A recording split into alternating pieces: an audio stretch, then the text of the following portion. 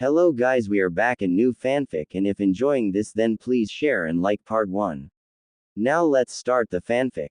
It was a dark day in Konoha as the 26-year-old Rokudime Hokage paced around his office. The reason why this young man was so stressed out was that he was pinned, checkmated. Well, not yet, but by this time the next day he and his village would be. Flashback. The 26-year-old was pacing in front of the Kyuubi inside his cell. This was a few months before the present day. Kyuubi. What am I going to do? What if they decide to mobilize their plans and we don't see it? We lost our top strategist yesterday, and, they left a message. The tall blonde's voice had faded to a quiet whisper instead of the shouts he had started with. Calm down, Kit. I have an idea. The great fox then nudged his confiner with his nose to guide him to the floor. The water that usually made his mind dank and musty had long since dried up. Kit, there is 2 ways to do this. First is a special ritual, the second is a very dangerous jutsu that none have been able to do. Do what, Fox? Do what? What is that for? If it's to help Konoha, whatever it is, I'll do it. To return to when it all started, to stop this atrocity from ever happening. Is that not your greatest wish? You know we had a very rough escape from them last time, and the next time will be the finality, the more us. Do you not wish for a chance to undo it all? The Rokudime at first just stared at the old demon with glazed over eyes, thinking about what he said. After a few moments he snapped back into focus and demanded urgently. What do we need to do? End flashback. As he was about to finish his 132nd pace, the door to his office opened with a soft click. Naruto-kun, what's wrong? You've been up here for hours and Kia has been asking where her daddy is. The Rokudime looked at his wife sadly and tiredly sighed. Come here for a moment, Hina-chan. I have something to show you. Hinata shot a worried glance to her husband as they walked over to his desk. When she had read what the papers that he had pointed to said, her eyes widened as she tried to stifle a gasp. Is there anything we can do to stop this? Naruto wrapped his arms around his wife from behind as he buried his head in the crook of her neck. I'm sorry, Hinata, but there is nothing. Our forces are spread out to thin. Things have been getting worse since we lost Shikamaru. This just proves how good of a strategist he was. Hinata was distraught. She hadn't seen her sunshine this helpless since he realized that Sasuke would never come back and that to save everyone he would have to kill the one he once considered a brother. She was close to tears now. So there is nothing, absolutely not one thing that we can do to stop this. Oh Kia, hush, honey. There is one thing. Although I do not know if it will work, it is risky. Please assemble all of our friends in the meeting room, and bring Kia too. I wish to speak with her before I do what I must. Without a word, Hinata dashed from the room to collect her daughter and organize their friends, leaving a muttering and once again pacing, Naruto. I hope you know what you're doing, Kyuubi. Don't worry, Kit. It'll work. And I know how you feel. I'll miss him too. 45 minutes later, the door to his office opened once again. Daddy. A small girl of 5 years old with sun-kissed blonde hair and lavender Hyuga eyes ran over to the Hokage and latched onto one of his legs. Heh. Good to see you too, sweetie. As Naruto was bending down to pick his daughter up, Hinata called worriedly from the doorway. Everyone is here, Naruto-kun. Let's head to the meeting room. She looked downright nervous about the situation. Very well, Hina-chan, let's go. To his daughter now he asked in a gentler voice, with a small smile. Do you want daddy to carry you, my little angel? Yes, daddy. Carry me. The small girl was ecstatic as the tall blonde man, who was thinking what it would be like to be that carefree, swept her up in his strong arms and carried her into the other room as her mother led the way. As Naruto walked into the room, he reminisced over how the number in the room had drastically decreased. Asuma as well as Kurenai were gone, but their 11-year-old son remained and stood over by Ino and her 6-year-old son, whose father, Ino's husband, Shikamaru, was also dead. Shoji was still there, although he had barely made it A few months ago he had suffered a near-fatal injury and was only saved by Shikamaru Wo sacrificed his only life to save his oldest and best friend. Guy was also gone, as were Kiba and Shino. Tsunade, whom Naruto thought of as a mother figure, was gone, the result of an assassination. Naruto took her death hard. He had been out in the front lines leaving Tsunade to deal with the village upkeep. Jiraiya remained, though his right arm and leg now bore nasty scars and burns. The old pervert had also sworn an oath to never write another book as long as he lived. He had seen too many things to even think about it anymore. Enko was also there, however her partner, Ibiki, was killed in action. She was actually one of the slug Sanin's last patients before she was taken down. The snake Kunoichi now sported a metal prosthetic left leg from the middle of the thigh down. Lee had lost his left arm, but luckily got away with his life, grieving over the loss of his sensei. Tenten was gone, leaving Neji with their 6-year-old daughter.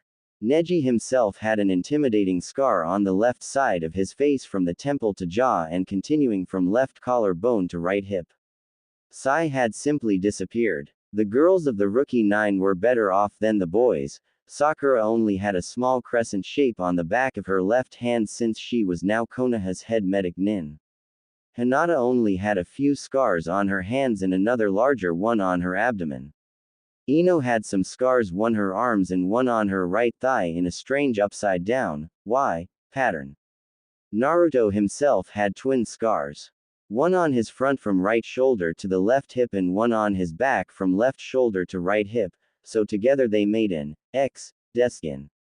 His deepest wound, however, was having the knowledge that Sasuke, his teammate, friend, brother, would never come back. The Konohamaru Corps, or what was left of them, were there. Undan had died around 8 months ago on a mission with Kiba. Moegi was currently sitting on Konohamaru's lap with her head resting on his shoulder, relaxing slightly. They had gotten back from a mission just yesterday and were still tired. Gaara was there as well, the last shinobi of Sunagaku. The lone survivor of an extinct civilization. His siblings were killed on the same battlefield as Shikamaru was a few days earlier.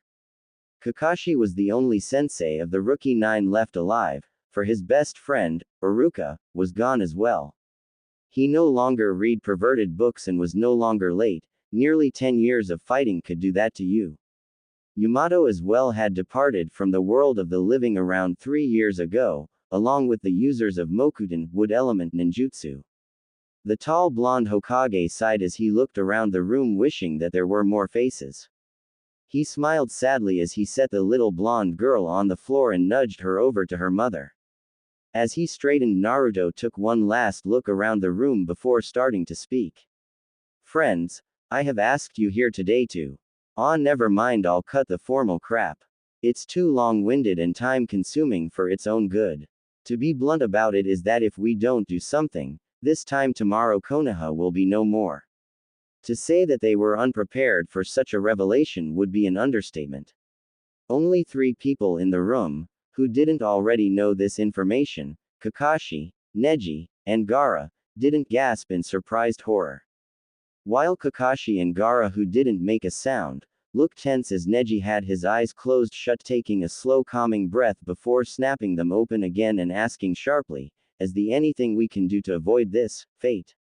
Most in the room smiled slightly at the irony. Neji, the one that used to be so determined that your fate was set out in stone, was fighting against it. The Hokage responded as an old war veteran would. No, our forces are spread out too thin along the border, they won't make it back in time.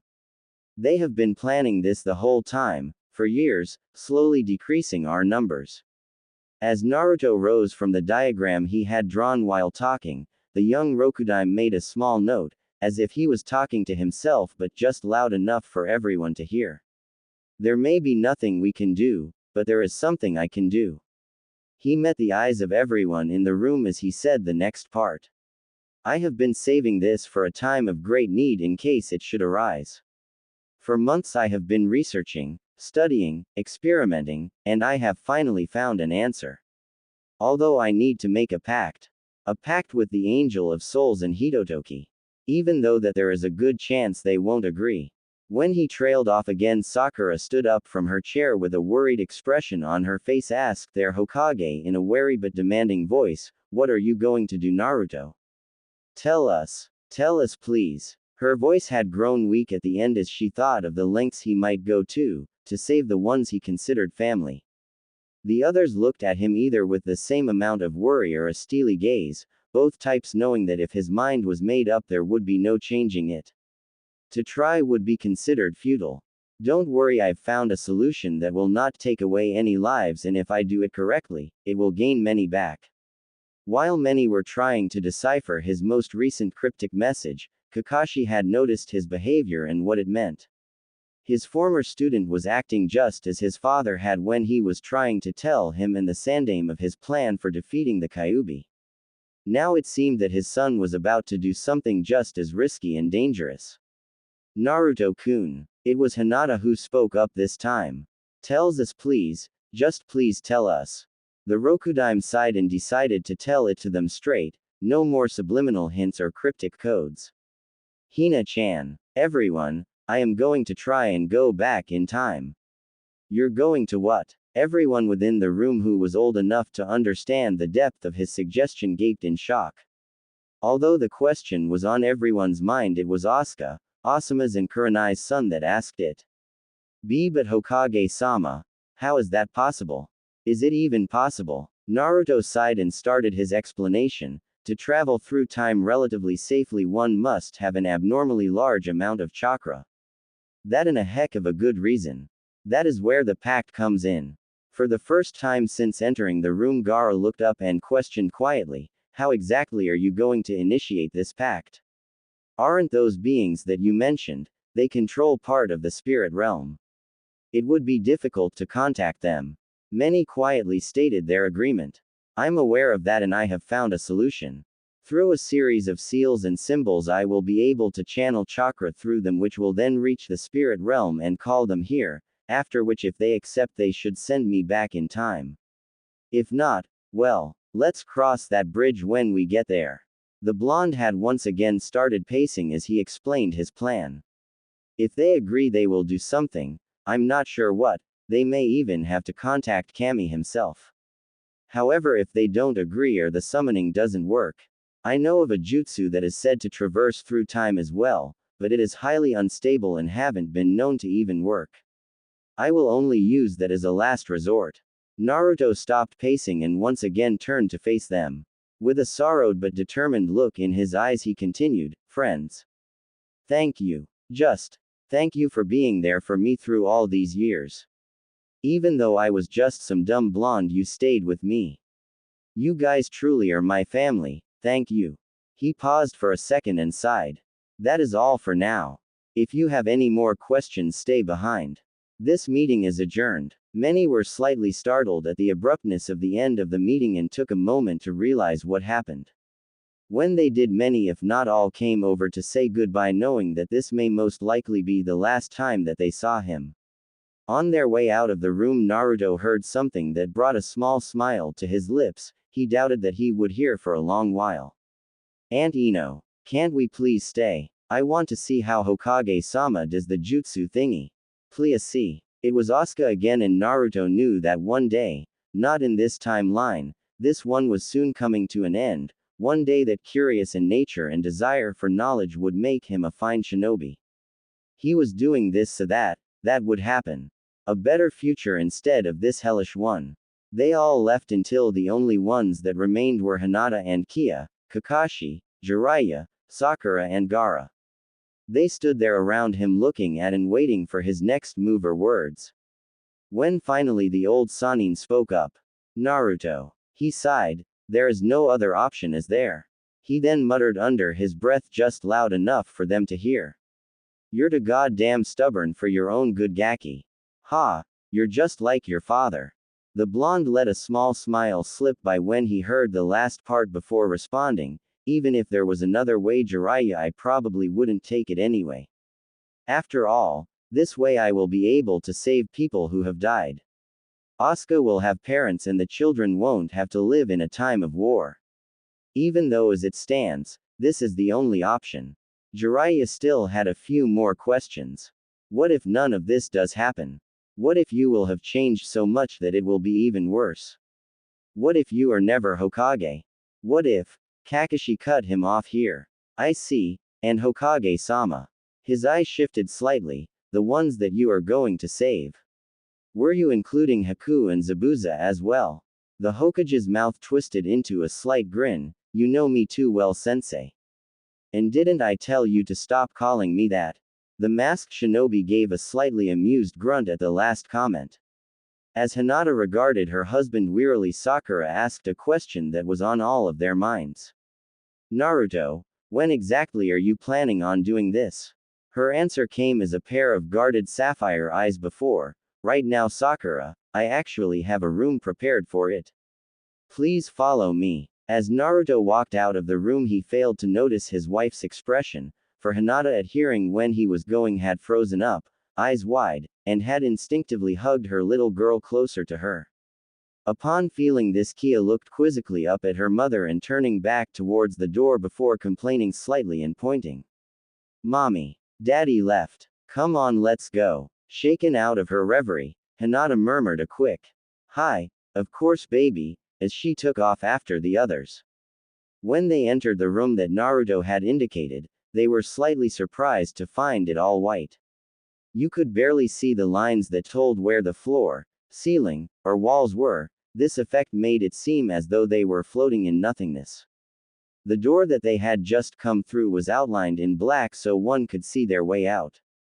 The light in the mysterious room seemed to come from the walls themselves. As he motioned for them to stay against the wall that had the door, Naruto walked to where they could only guess was the far wall. While he cut his finger, he answered their unasked question. I need to draw some special seals in blood to achieve the summon. They watched as the Rokudaime drew intricate-looking seals on the walls in front of them and a large round one on the floor. All in his own blood. When he finished, he turned and faced them while walking to the edge of the circle on the ground and spoke. Gaara, if this doesn't work, either of it, please promise me one thing, that you will take Hinata, Kia, and everyone else, and that if possible to take them and run away from this place. That goes for you too as well, Kakashi-sensei, Ero-sei, Jiraiya-sensei. The three nodded with an intense look in their eyes. The moment was so intense many failed to notice the respect he had shown the Sannin. Gaara responded with, of course Naruto, you were my first friend and my best friend. It is my honor to help you and protect your precious people. I owe you that much. The others nodded once again in agreement. Naruto smiled a small, soft and warm smile and uttered a low, thank you. Before going over to Hinata and kissing both her and his daughter on their forehead. He whispered in her ear. I love you, Hina-chan. Never forget that. He kissed her once more, on the lips this time, before saying goodbye. She realized by now that it was indeed goodbye and she was horrified, to Kia and Sakura. The blonde once again walked back to the edge of the circle and after flashing them a smile, performed some hand seals and placed his hands on the edge of the seal as he shouted out, Sisho Meshi, Hoka Second Fuke. Spirit summons. Other world guardians. The seals all around the room started glowing a bright red and purple, throwing everything else into shadow. Then just as suddenly as it started, it stopped and there before them stood two people, one of which had gray wings that when parted revealed a young beautiful lady with white shoulder-length hair and glinting mischievous dark violet eyes. The other, also a woman, had light sky blue tinted hair that was up in a ponytail with some bangs in the front with calm silver eyes. Ah. The first one sighed in content before continuing. Finally. A summon to the mortal world. It couldn't have come at a better time too. Shinigami-sama was starting to get on my nerves about the soul increase lately. How about Utoki-chan? The other, if one was to guess, was Hitotoki, sighed as well, except this time in exasperation. Kiera, please, this is serious. She then turned to Naruto. Boy, you called on us to send you back in time. Correct. For the first time they noticed the soft lines framing her eyes on her otherwise youthful face and understood why she sounded grandmotherly. After grumbling to himself, I'm not a boy, Naruto then bowed to the figure and replied, Hi Hitotoki-sama, Kiera-sama, that is what I wish of you, if you would grant me that honor, that is. He looked up to see Hitotoki smiling softly and Kiera giggling silently into her hand before she said, Naruto, you didn't even have to ask.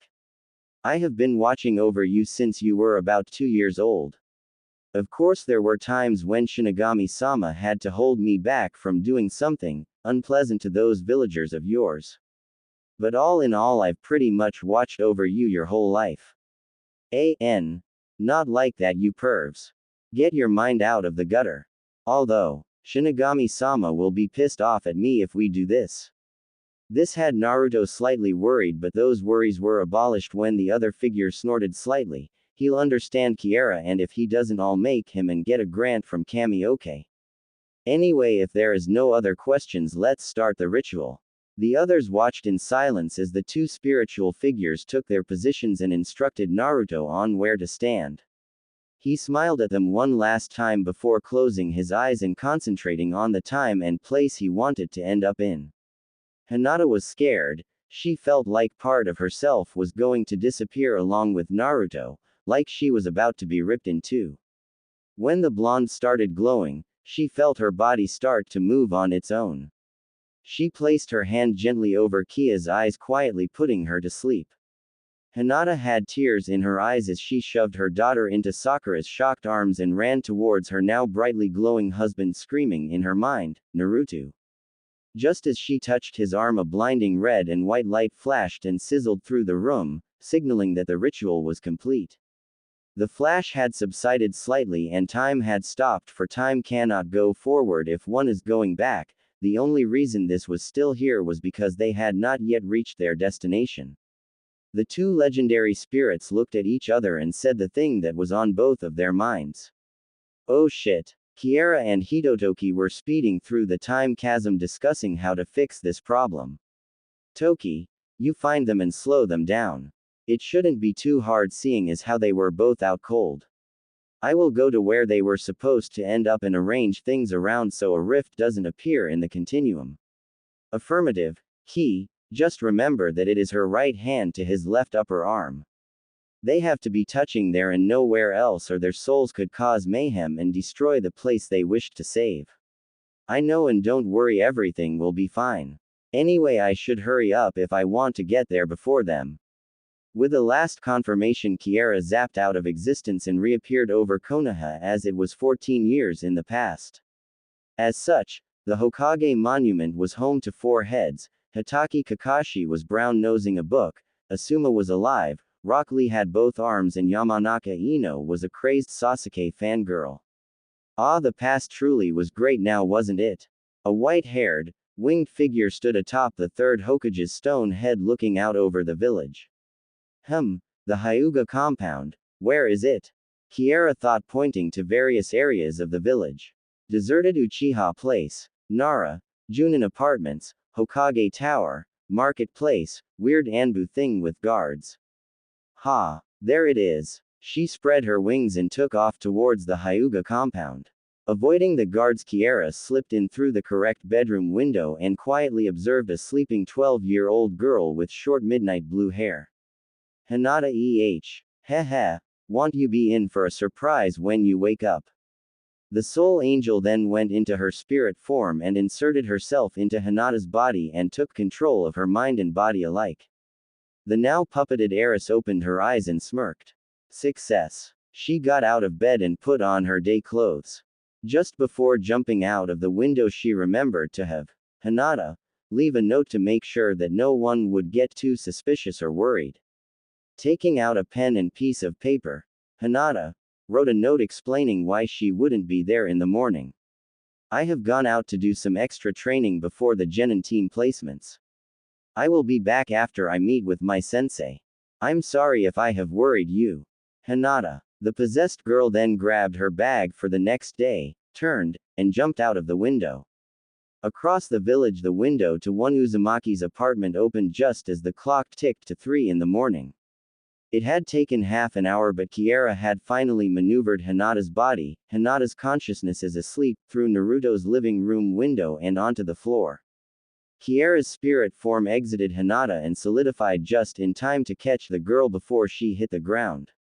She then laid the Hyuga on the carpet and arranged her around so that her right arm was over to the side. The angel turned and quietly tiptoed into the bedroom and scooped the obliviously sleeping blonde boy before going back to the living room and laying him next to his future wife. Carefully as to not wake them, Kiera placed Hinata's right hand around Naruto's left bicep. Thank Ka. What or who is a god's apprentice supposed to thank?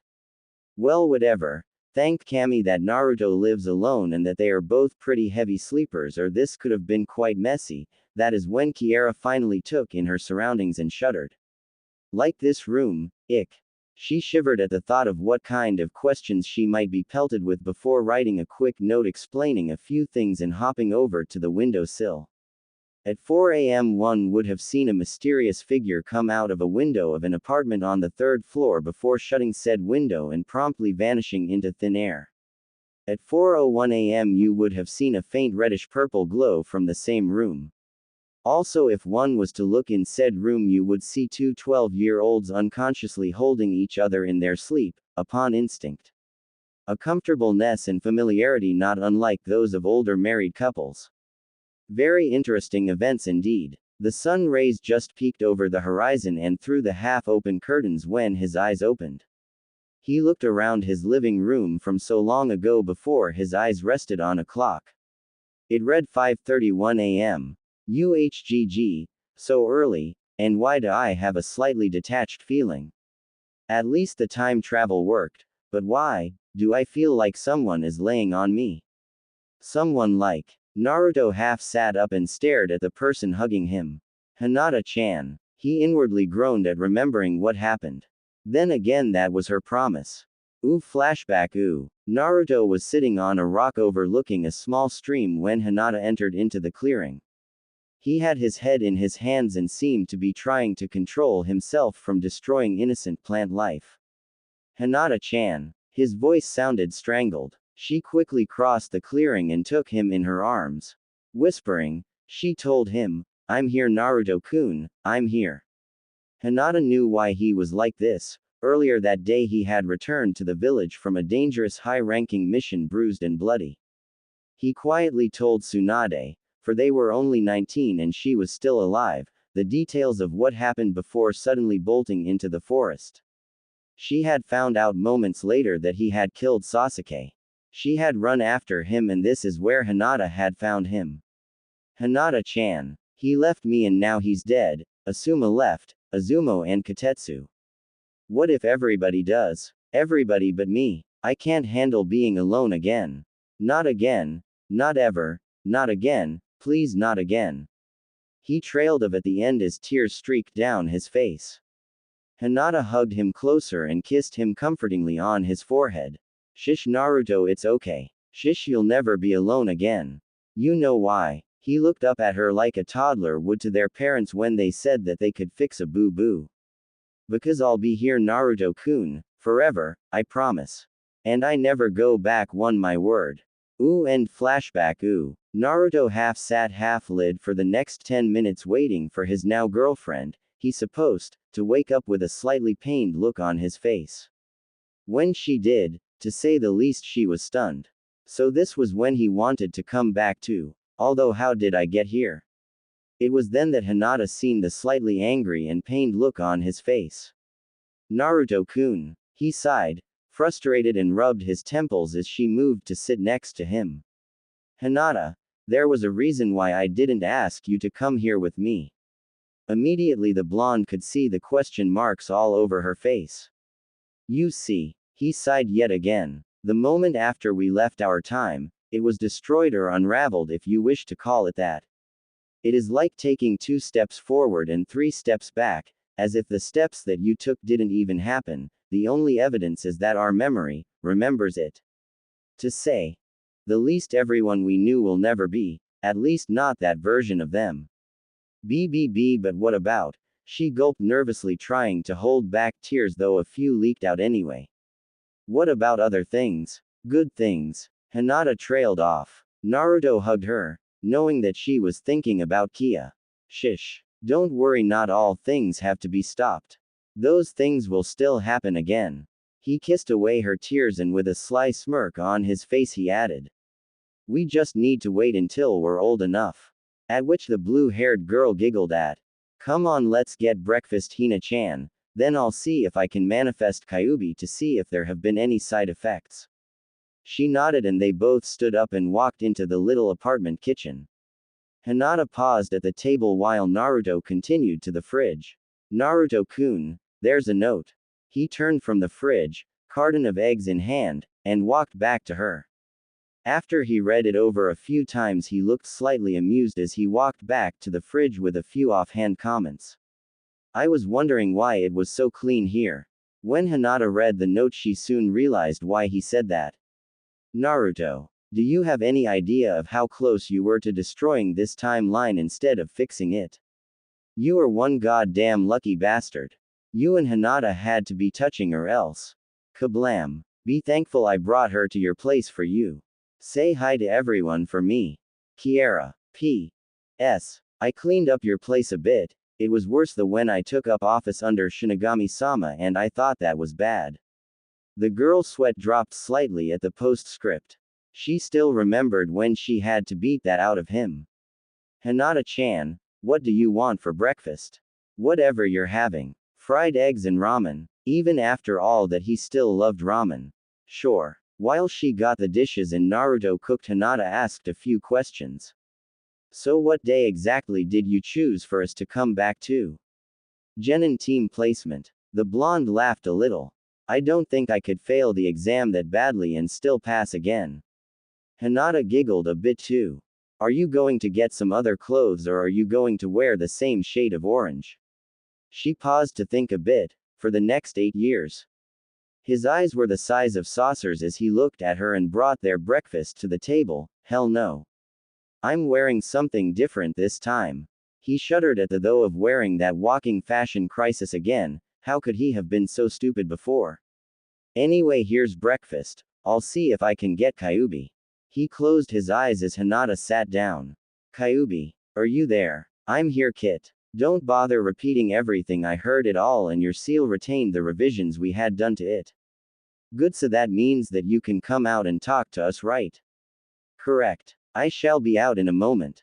Naruto snapped open his eyes as Kyuubi's red chakra started to leak out and create the compact form of a small 1-foot-tall fox. The chakra flashed once before solidifying and hopping onto the table to watch them eat. When they finished, Hinata was the first to speak. Hello, Kyuubi. Good morning, Hinata. How are you faring with this? Pretty good, I think. Good. It was now when Naruto decided to interject. So Kyuubi, what were you saying earlier about chakra or something? Yes, your chakra that has been used up on the journey. You used up about 3/4 of the stores and Hinata used about half since she was a tag along. Anyway, this chakra usage has fortunately evened you up a bit, but if we don't do something, eventually all of the extra chakra will come back to you and your bodies aren't big enough to handle it and will turn to poison against you. What are you talking about, Kyuubi?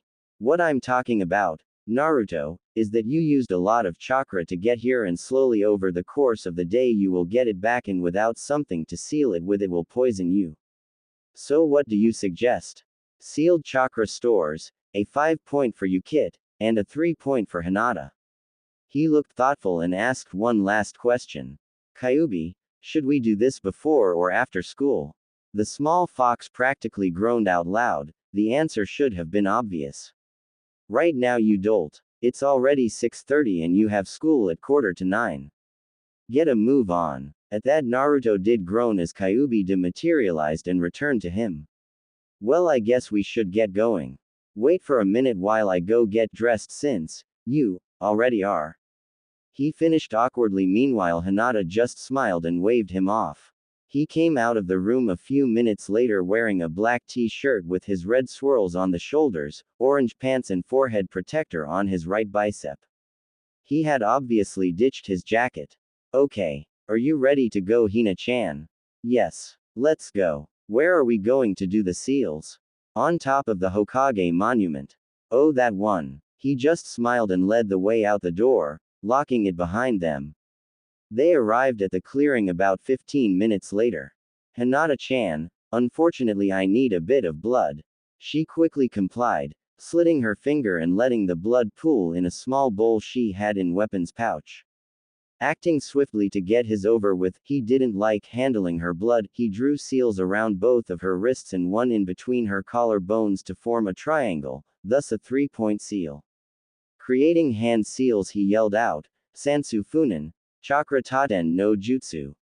After pumping the right amount of chakra to activate the seals, he left Hinata to put the amount of chakra in as she desired. Doing the same process with himself in his own blood, the only deviations were that he added 2 seal points, one to each shoulder. Goso Fuin. Chakra Taten no Jutsu. After adding the chakra he watched the seals slowly fade away before taking Hinata's hand and going back to the village. They had to meet their senseis soon. He shook his head and gave her the wide foxy grin that he hadn't used for so long before grabbing her hand and dragging her down the road. Come on Hinata-chan. Let's go see everyone. The said girl just giggled helplessly as she was dragged away. The 22-year-old Chunin looked around the classroom while shuffling papers on his desk. Only a few students were already here as it was still quite early. Among them were Uchiha Sasuke, the well-known human iceberg because his ego was so big it could fill the Hokage tower and still have plenty to spare. A few others were Shino from the Aburame clan, Nara Shikamaru, his best friend Akamichi Choji, and Inuzuka Kiba. He was about to go back to his papers when he heard some shuffling outside. Come on Naruto-kun. Let's get in before everyone else comes. Hinata nudged him slightly, trying to make him move forward. Sasuke's in there. I know it, but. He tilted his head so that his eyes were in shadow. I'm not sure if I'm ready to face him yet. It was now that the almighty, sarcasm, demon butted in. Bah, if you're going to whine like this I'm leaving. Besides, he yawned. I already know what's gonna happen, I'm outta here. What? Kyuubi. Stop. But he was too late. Luckily though there was no one else apart from him and Hinata to see him suddenly start glowing red. About a second later a small red fox appeared out of nowhere, gave the blonde, if possible, a grin then scampered off down the hall. Naruto. Wah. Nothing Hinata-chan, he was apparently bored was all. Let's go in. Thoroughly annoyed now, Naruto forgot all about a certain Uchiha, grabbed Hinata's hand and barged into the classroom. The door opened and the 2 preteens walked into the classroom holding hands. Before anything else they looked down the steps to see their teacher from so long ago. Wow, Iruka-sensei is actually alive again. They both thought. It hadn't hit them until just then that they were really in the past. It was a miracle, no more than a miracle for them. It took all of Naruto's self-control to not run up to the man and hug him. It was 5 years since they had seen him last, he had died shortly after Kyo was born. And here he was alive and breathing, the man Naruto considered a father or older brother figure. It was at this moment when the 2 noticed the strange looks they were getting, one of which was from Sasuke himself. Naruto noted this and his eyes narrowed, he was still unsure what he would do about him. The blonde actually considered killing him but quickly tossed the idea away, this time he was going to do things right. None of his precious people were going to die. He raised one of his eyebrows and asked, Huh? What is it, Tem? The Uchiha's eyes flickered down for a second before back around in his seat to brood. Both Hinata and Naruto looked down to see their hands still intertwined. They immediately let go, not wanting to arouse too much suspicion on the first day, and took seats in the row across from Sasuke and behind Shino. Well, Hinata-chan, it has begun. Yes. But what exactly has begun? She was slightly confused on that matter. They had yet to discuss their plans. Everything, I'll tell you about it later. For now, I'm going to go and see if I can get my best friend back. He winked as he grinned and stood. Hinata smiled and nodded as he went. I had the perfect scene for right here, but I forgot it, so this one will have to do. Great job. You ruined the story. That could have been what could have gotten us the big times. Gosh. It's not my fault. Well, okay, a little. Naruto sat down next to the dark-haired boy with, if possible, a nervous thump. What do you want, Obi? Sasuke wasn't interested, but he knew that he wouldn't go away until he said something. To ask you something. The younger shinobi said this as if he wanted to say it for a long time. Why? Why do you wish to kill your brother, and by yourself even? Without any help, without trying to form bonds, to make friends. To say the very least, this query shocked the young Avenger to his very core. How does he know? I've never told anyone. But the other boy continued in the same low voice. I have a small piece of advice for you. The man who seeks power and finds it, will always be trumped and surpassed in leaps and bounds by the one who has achieved power, and only used it when there was no other choice. Now Sasuke was livid. Who was this dobi to talk like this? How do you know about that? His voice was thick and dripping with quiet venom. Naruto then did something that was completely out of character, at least to Sasuke, even more so than what was said within the last few minutes. He put on one of those looks when people are dealing with particularly slow children and sighed. You're kind of obvious, you know. So Naruto-kun wa, safe. She was interrupted by none other than Yamanaka Ino, and Haruno Sakura. Hinata looked away from the sight of the two bickering girls when she heard Naruto shift BN. I laughed at this word. Before it came to me there was absolutely no F, and stand up. She was interrupted yet again, but this time by Naruto, who quieted her with a wink and playful grin as he began to walk towards the squabbling girls. What on earth is he doing? It had been about 5 minutes since he had spoken to Sasuke and gotten him piping mad. He decided this might just get him to lose that extra layer of ice he added himself, maybe.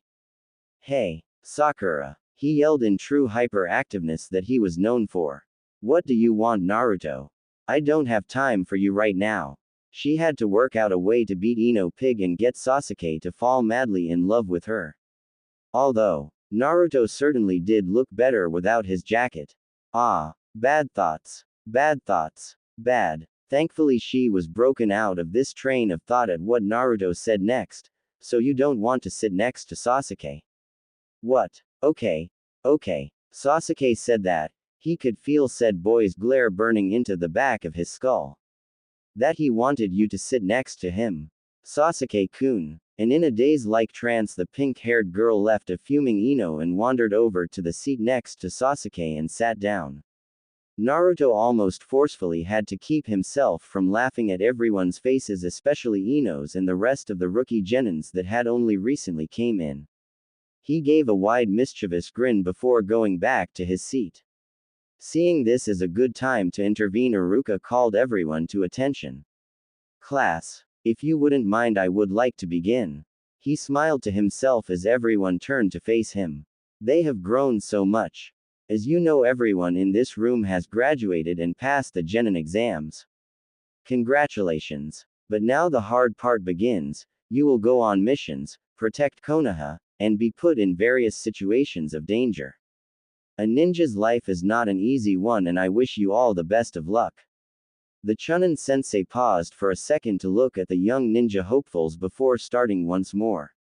And without further ado, I will read out your team placements. Everyone seemed to sit straighter at his words. Team 1. Naruto and Hinata talked quietly until they heard. Team 7. Uzumaki Naruto, Haruno Sakura, and he let the tension build up slightly before Uchiha Sasuke. There was a chorus of groans and moans and one squeal of delight. Sakura's. Cha. Beat that Ino Pig. Okay. Now everyone settle down. Team 8. Inuzuka Kiba, Hyuga Hinata and Aburame Shino. Team 9. Hinata turned and waved to her teammates. Naruto could see the slight shimmering in remembrance of happy times in her eyes when she turned back around. And finally Team 10. Akamichi Choji, Nara Shikamaru and Yamanaka Ino. That is the last of the teams. Your senseis will be here shortly, and once again I wish you good luck. With that, Iruka gave one final smile before heading through the door. Senseis came and went. Hinata's shortly after Iruka had left. Naruto gave her a kiss on the cheek when she went, drawing many strange stares and 3 shades of red on Hinata's part. Now the only team left, again, was Team 7. And Naruto, being Naruto, started doing something rather odd. It was a form of chakra control, really. He had discovered it one day when he was bored. You just channeled your chakra out into a thick string and changed its composition slightly so you could see it. Currently he was making the string chakra do figure eights around his hands. What are you doing? Startled, he dissimulated the chakra and looked up to see Sakura staring at him, or rather his hands. Oh, you mean this? He started the chakra back up for an example. She nodded in fascination. It's a form of chakra control. Basically a chakra light show. If you get good, you can make it bigger and change the color too. He accentuated this by making a miniature northern lights above their heads. I can show you how if you want. Okay. He spent about the next 15 minutes teaching her. Okay, hold your hands about 6 inches apart, give or take. As Sakura did this, he nodded. Great. Now channel chakra between your hands. Sensing the slight fluctuations in her chakra, he gave another nod. Good. Try to imagine the chakra visible, flowing down your arms and changing. At first the color will be blue, that is the natural color of chakra for humans. Usually it takes a lot of power for it to be visible, but this is a way around it. After a few minutes of concentration, Sakura finally called out.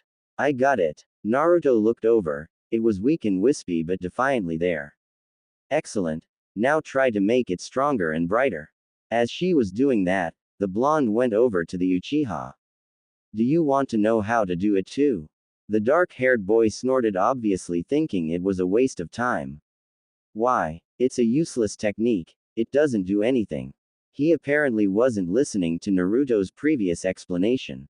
He once again put on the face resembling what one would adorn while talking to a small child. No, actually, it increases chakra control and chakra stores, therefore helping you increase the amount that you can use. Sasuke was still furious at him about what the idiot did earlier, but he had to become stronger. Even if it was coming from the Dobi. Hey, fine. And that is how the future Rokudime ended up teaching his teammates how to essentially make pretty colored chakra. After about half an hour of practicing, Sakura asked, Where did you learn this, Naruto? Sasuke glanced over, trying not to look interested, but still listening. Naruto wasn't sure if he should tell her the answer, but did anyway. These were his friends, right? In the future perhaps, but still his friends. Actually I discovered it one day when I was bored. It's cool to look at after all, and it's training too, so all the better. Not to mention the fact that Kia always loved it when I put on a show for her. Hey, yeah, right, Dobi. It's true. Even ask Hinata. She was the first one I showed. It was now that Sakura perked up again. What is going on between you and Hinata? Everyone saw you kiss her on the cheek, you know. Well, he became flustered and red at this point. JJJ, just practice the thing you were doing. The blonde shinobi then spun on his heels and stomped to the front of the room and started playing out pictures of chakra on the wall, starting with a figure banging his head on a tree to strangling a figure that looked strikingly similar to Sasuke. 2 hours later, this was how he found them. The pink-haired girl had her head resting on her arms, exhausted. The Uchiha was staring at his hands that had wisps of blue appearing here and there with a scowl on his face. The blonde was doing the most perplexing thing. He was making strange pictures on the wall. One humanoid figure looked vaguely like the blonde, the other like himself. What is going on here? And why is the pink one so tired? The blonde, now identified as Naruto from his file, was the first to notice him. Hey, Kakashi-sensei. He bounded up and over to him while the other two's heads jerked up at the outburst to look at him. How does he know my name? As the others were looking at him, he said the first words since entering the room. My first impression. You're strange. Meet me on the roof in 5 minutes. With that, the silver-haired ninja disappeared in a puff of smoke. Naruto meanwhile had a small smirk on his face as he thought, same old Kakashi-sensei. He has no idea of how glad I am to see him and his weird perverted ways. At least this time he didn't say that he hated us. And, last one up is the Hokage's nose picker. Before dashing out the door to find the stairs to the roof. Nose picker. Sakura murmured as Sasuke shook his head, dreading the thought of staying on the same team before following the boy to the roof. 4 minutes later they were all on the roof with Kakashi in front of them. Well, now that we're all here, how about we start with introductions? Likes, dislikes, hobbies, dreams for the future. Sakura raised her hand. Sensei, how about you go first so we know what to do? Fine. My name is Hitaki Kakashi. I have no need to tell you my likes or dislikes. I have many hobbies. As for dreams for the future, well, maybe if you're lucky you'll learn that one day. He quickly cut off his short monologue. Blondie, you start. All we really found out was his name. It was then that the time-traveling shinobi started talking. Name's Uzumaki Naruto. I like training. Hinata-chan. Sakura snickered slightly while Naruto pouted at her. I also like ramen and anyone else who is part of my precious people. I dislike people who judge others before they get to know them, as well as traitors. My hobbies are spending time with my friends. My dreams for the future are to become the greatest Hokage this village has ever seen, protect my precious people, help a certain someone deal with a certain something, and to deal with a certain person before they can do a certain something. Before he kills them again. He inhaled due to the fact he had said that all in about one breath. There was one thing on all of their minds, okay, that was weird, and confusing. Okay. Pinky, you're next. Pinky. Who does he think he is? Getting off at calling me Pinky. Inner Sakura roared while on the outside she remained calm but slightly aggravated. My name is Haruno Sakura, I like. She glanced at Sasuke and did a classic fangirl giggle and blush. My hobby is. Giggle and another blush. My dream for the future is. A louder giggle and a darker blush, but this time combined with a squeal. Then she stopped altogether and adorned a slight scowl. And I hate Ino Pig. Great. You Mr. Brooder. Next. Sasuke's eyes shifted to Kakashi as he started. My name's Uchiha Sasuke. I don't particularly like anything, I dislike a lot of things. My dream, no aspiration, is to kill a certain man and to restore my clan. Sasuke-kun is so cool. Naruto snickered silently at this. You better hold true to that last one this time, Sasuke. Kakashi sighed as he contemplated his team. Great, just great. No, it's fan-freaking-tastic. A brooding Avenger. And a fangirl in love with the idea of falling in love. At least one seems to have his head screwed on right. And from the one from the least likely of places too, considering his past. Okay guys, Sakura, meet me at 6 a.m. tomorrow at training ground number 3-7B. And I know everybody says 7, so no, it's 3. This story is original. Fine.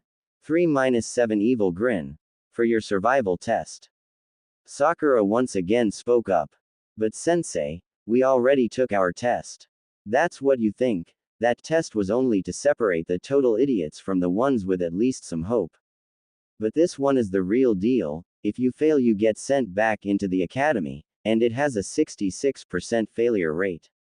So be ready. Dismissed. He watched their faces as they slowly started realizing that they were dismissed.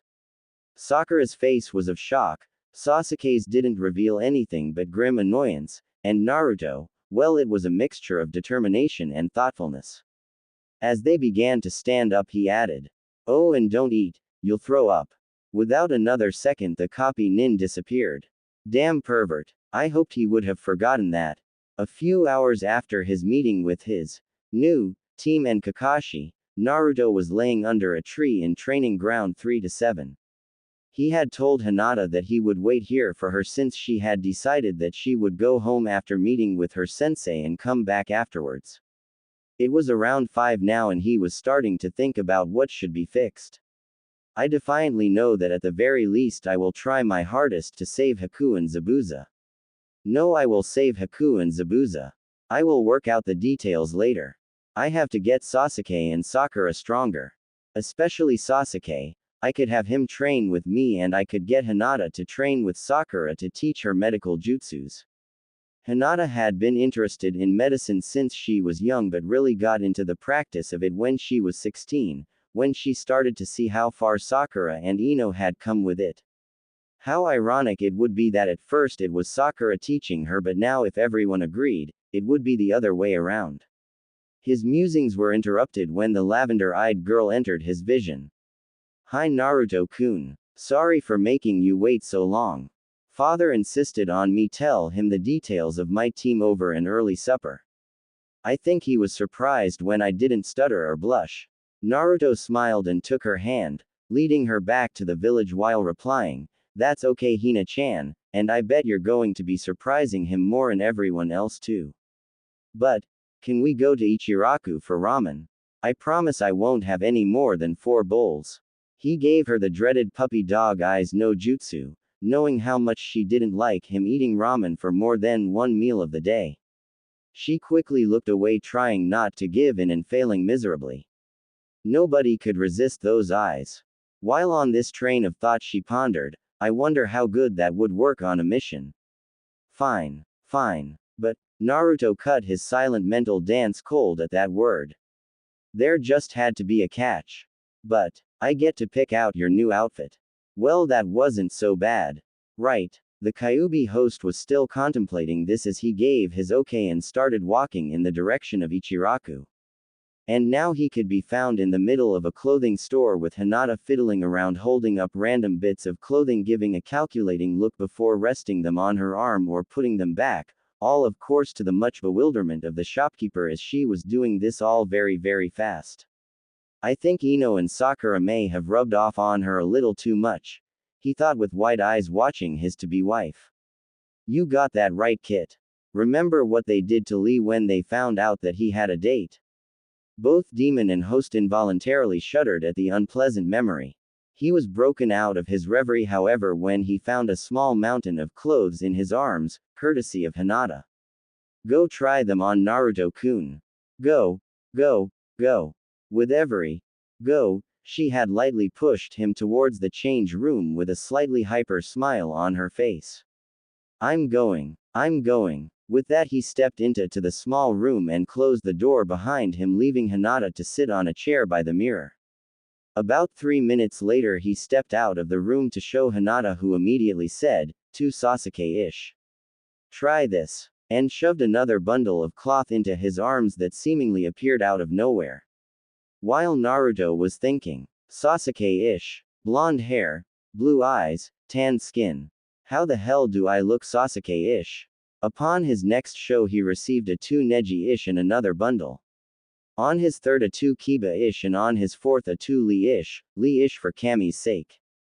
On the 5th time he went out though was a different matter. As Naruto stepped out of the change room he was met with the sight of blonde and pink hair and a very red-looking Hinata. Oh Naruto. Oh those two, even as kids I remember these two being horrible. Hello Ino, Sakura. He greeted nervously. My nightmares are coming true. The two girls must have teamed up together to extract info out of Hinata when Naruto had walked in. Ino was the first to reply. Excitedly she began, "Are you getting new clothes?" It was more of a statement than a question, but he nodded anyway. We'll help, right Sakura. Hi. With that last proclamation the two girls stated, running about the shop picking things out. Hinata followed shortly after. The poor blonde now had 3 shopping-crazed girls handing him clothes and shoving him into the change room to try said outfit on. Girls and their shopping. One thing that men will never understand. 45 minutes and 13 outfits later Hinata finally called out, "That one's perfect." And so it was. Even Ino and Sakura had small hearts in their eyes before remembering who the boy in front of them was. Scary. He had on black cargo pants with pockets on the side of his right knee and left calf outlined in crimson. Naruto wore a black short-sleeved shirt that was open in the middle like Shikamaru's, except that it was full length and had his spirals on the shoulders. Underneath he had a slightly red-tinged fishnet shirt that ended at his elbows. On the blonde's hands were black metal-plated gloves. Add to that black sandals and a black-clothed Hittite in the right shoulder and you have one good-looking blonde. Hinata turned and plucked something off a nearby rack before turning back and putting the object over his head. It was a red fox head. She looked at him with a small smile. You'll find something to do with it. Naruto gave in return one of his warm heart-melting smiles. Well, you two look really comfortable together. When did this happen? Sakura smirked while Ino picked up where she had left off. Yeah, Hinata, you're not even blushing or stuttering.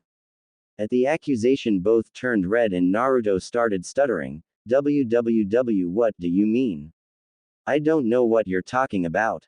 As he started pushing the two to the door he prompted, wouldn't it be better if you two went and bothered Shikamaru or Sasuke or something? Unresisting, they let themselves be pushed out of the shop and started walking down the street chattering to each other about the latest developments, giggling all the way.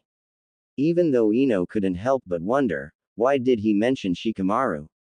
Naruto turned back to Hinata with an embarrassed grin. Gossip queens, I tell you. The indigo-haired girl giggled. Naruto-kun, you go change back and I'll get some more copies of the outfit, okay? Then we'll pay for it. He nodded. 10 minutes later they were walking down the street. I'll walk you to the Hyuga compound, okay Hina-chan. She looked at him slightly confused before she remembered, oh that's right, we don't live in the same house anymore. Man, why in the world this feel like divorce or separation or something? He's mine, damn it. While she was thinking this among other things that if explained would, defiantly drive the rating up. Naruto waved a hand in front of her face. Hina-chan. Why yes Naruto-kun. I was just a bit lost in thought was all. Oh. K. He stared at her confusedly before taking her hand and leading her to her old home. About a block from the Hyuga compound Hinata stopped. I'll continue on from here, okay Naru-kun. He raised an eyebrow at her. Why? Well, you remember when you first walked me home? The blonde's left eye started twitching. Oh. Right. Let's not experience that. Right now. She giggled and kissed his nose. Good night Naruto-kun, love you. He kissed her back on the cheek. I love you too Hina-chan. And with a final hug they both parted ways, one to a large mansion and the other to a deserted apartment. The first thing Naruto saw when he walked into his apartment was a small red fox. Okay Kyuubi. What did you do? The said fox gave a maniacal grin, you'll see. And without for a reply he dissipated into red chakra and returned to Naruto's seal. Grr. You stupid fox. Well whatever, I'm going to bed. All throughout the night Naruto could hear a bark-like laugh in the back of his head. Naruto blinked his eyes while looking at his clock. It read 5:30 a.m. Shit. I'm gonna be late. For the next 20 minutes he ran around his small apartment putting on his clothes that he had bought the previous day. However, the fox boy paused in his kitchen. Should I eat? Go ahead kid and bring some for your teammates too. Hey, you know it's your fault that I'm late. Kept me up with that annoying laughing of yours. I know. It was quite amusing. Now hurry up. Hi. 2 bars for me, 2 for Sasuke and 2 for Sakura. I'm going to need to but more later. With that he dashed out of his home making a beeline towards the training grounds. Where is that Dobie? A dark-haired boy thought accusingly from underneath a tree. He just has to go and be late, leaving me with this fangirl. And I really need to pound him into the ground for what he said yesterday. 5 minutes later the missing genin decided to make his presence known. The blonde stumbled out of the bushes panting. Making a mental note to get weights he greeted his teammates. Morning Sasuke. Morning Sakura. They both looked at him before Sakura yelled, you're late Naruto. Hey, the Dobie changed his look. About time.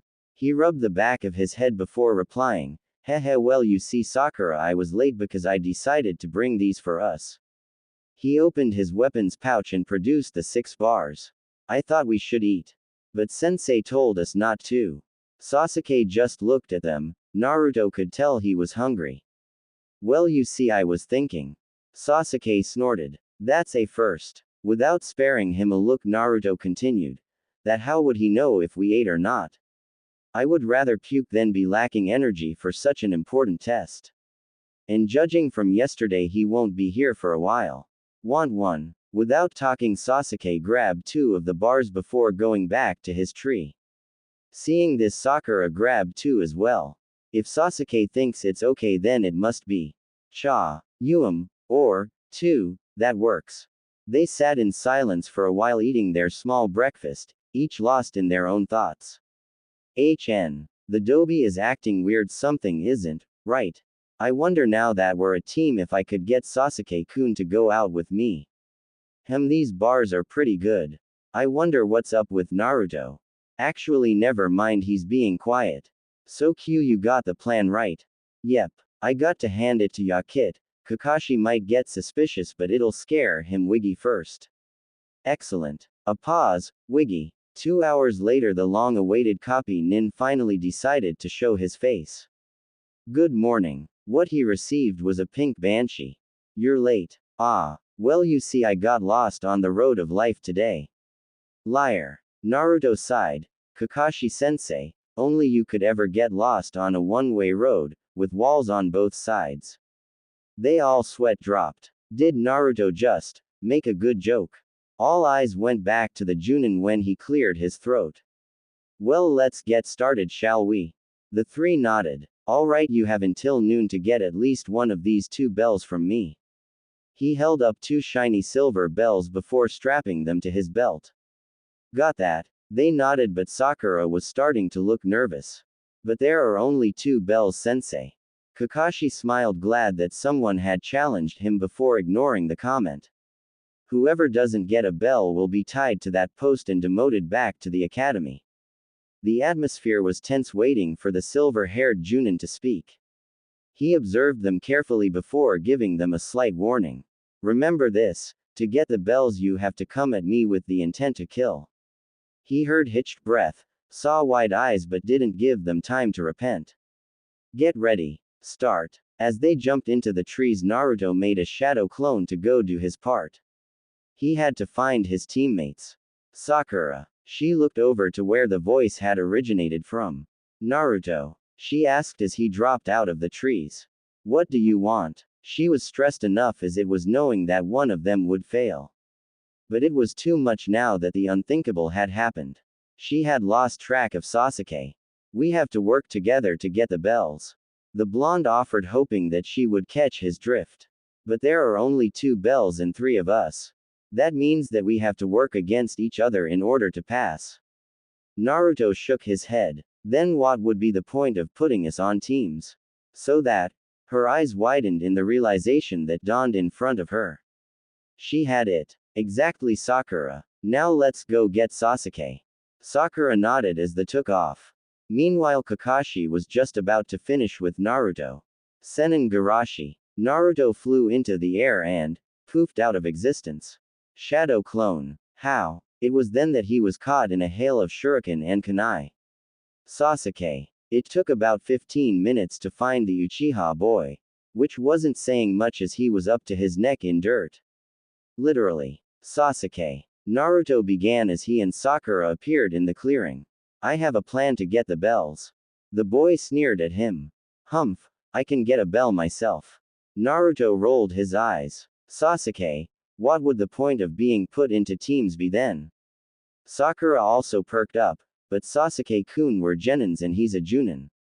The only way we'll be able to pass is if we work together. Ha, yeah right, but the one who doesn't get a bell will fail. I'm not willing to take that risk. Naruto sighed. He's hoped that Sasuke would come around easily. Guess he'd hoped just a little too hard. Listen, how about I be the one to not have a bell? Then if it is true that one of us has to go back, it'll only be me, alright? Hey, fine Dobie. Your loss. Now get me out of here. Why is he doing this? He would never have done that last week. Naruto. Something is definitely wrong. Wait. Why am I worrying? Me and Sasuke-kun are going to pass. Cha. After the Uchiha survivor was out and had shaken the dirt out of his underwear, Sakura blushed when he started messing with his shorts. Sasuke asked, So Dobie, what's this plan? The genin gave a wide foxy grin. Okay, this is what we're going to do. We. Ha ha ha ha ha ha. Got that? They both nodded. Good. Now watch this. He puts his hands in the Tora seal and started to conjure Kyuubi, except that this time he pushed the chakra out through the ground so they wouldn't see the aura. A few seconds later, the small form of the one-tailed red fox stood before them. Sakura was immediately thinking of how cute it was. How did you do that? Sasuke asked. How was it possible? There was no summoning jutsu indicated. I'll tell you later. He turned to the fox. You know what to do. Scout out Kakashi-sensei. Go. As the fox ran off, Sakura asked, why a fox? Naruto had a simple answer. Forest, fox. Fox, forest. It fits in. She couldn't argue with that logic. Sasuke interjected, annoyed. Okay, can we start this plan now? He received nods. Well, let's go. The fox looked at him. He looked at the fox. There was something wrong with this picture, but what was it? Well, maybe the fact that the fox was grinning, yes, grinning at him in such an insane way that he almost expected an anvil to drop down on him at any moment in an almost comical Saturday morning cartoon fashion. That was until the little fox snickered and ran back into the forest, at which the silver-haired 26-year-old sweat dropped at. What on earth was that all about? You did it, Fuzzy. The little fox nodded before dissipating. Naruto then turned to his teammates with a smirk. Stage 1 complete. Stage 2 initiate. Sakura, you got that genjutsu I showed you down. Right. Yes, but I'll only be able to hold it for a few moments though. She sounded slightly nervous about the whole ordeal. That's fine, he only needs to glimpse it anyway. Sasuke. The midnight-haired boy turned to him. I know what to do. Excellent. Alright, let's go. With a last nod, they all sped off to where their sensei was currently waiting. Kanton. Gukakyu no Jutsu. Following the shout was a giant intense ball of flame making a beeline for his head. He deftly dodged to the right only to find himself covered in blonde-haired clones holding him in place. When one of them shouted, "Now Sakura," the said genin jumped out in front of them and began a chain of around 6 hand seals. She stopped on hair and shouted out, Kiken Jitsu no Jutsu, mirror of reality jutsu. A mirror materialized out of thin air in front of the girl. What the? It was then that the masked Jonin noticed the image. I'm wearing a green tutu. He looked down at himself and all he seen was his Jonin uniform. What? Sakura giggled as the mirror faded. Yep, sensei, but it's a special genjutsu that is not visible to the victim. Naruto now joined in. Exactly. But it is visible to everyone else, and cameras. Sasuke. The blonde and his clones leapt away from their sensei. As soon as they were clear, Kakashi heard a click, and out stepped Sasuke, camera in hand. Why, you never. He pointed aghast at the black male his students now had. Oh, but that's not all, sensei. He turned. Now what? His eye widened as the shortest member of the team waved his little orange book in front of his face. Missing something, he made a dive for his precious book when the one holding it threw it high in the air. Now, Kanton. Gukakyu no Jutsu. The speeding fireball was enclosing in on the book as Kakashi leapt after it and the Naruto clones went after him. A few seconds later there was a cry of, Sakura. Catch. And the pink-haired genin caught the 2 silver bells easily into her hands. The clones poofed out of existence as her sensei and teammate once again landed on the ground. Devoid of any injury except a bit of singed hair and glove for Kakashi. She turned to Sasuke and offered him a bell, which he readily accepted, just as the bell went off. The 3 genin paused mid-breath and swiveled their heads as one to stare at their sensei. To normal people this was enough to make one scream and hide under a rock, but this time all you could see was Kakashi tenderly stow his saved book back into his pouch.